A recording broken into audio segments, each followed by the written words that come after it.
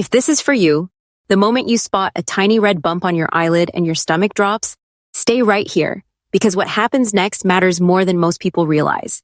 You know that feeling. It's small, easy to brush off, but it's sore, tender, and suddenly every blink feels louder than it should. Here's the part nobody warns you about. The earliest stage of an eye stye is when you actually have the most control. First thing to know, eye styes rarely start dramatically. They creep in, a little redness, a strange pressure, that, why does my eyelid feel bruised moment? And your brain starts bargaining. Maybe it's nothing, maybe it'll fade. But here's the twist.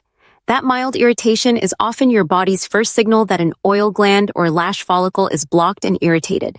Not yet angry, not yet swollen, still listening.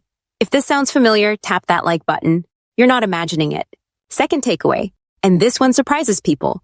Watery eyes don't mean your eye is dry or tired. They're a reflex. Your eye is trying to protect itself. That extra tearing, it's your body saying, something's off, help me out. This is why early care feels boring, but works. Warmth, clean lids, gentle attention, nothing dramatic, but incredibly effective when done early. Stick with me because the next part is the one most people miss. Not all styes show up the same way. Some pop up right along the lash line. Obvious, annoying, hard to ignore. Others hide inside the eyelid. No visible bump, just pressure, swelling, that uncomfortable heaviness when you blink. Those hidden ones are why people think this came out of nowhere. It didn't, it whispered first. Quick FAQ, because a lot of people wonder this. How long does an early stye usually last? For many people, just a few days to a week, especially when warmth and cleanliness are part of the routine early on. And no, don't squeeze it. That urge is real, but it only makes things louder, angrier, and slower to calm down. Drop a comment if you've ever ignored one of these and regretted it later. Here's the big takeaway.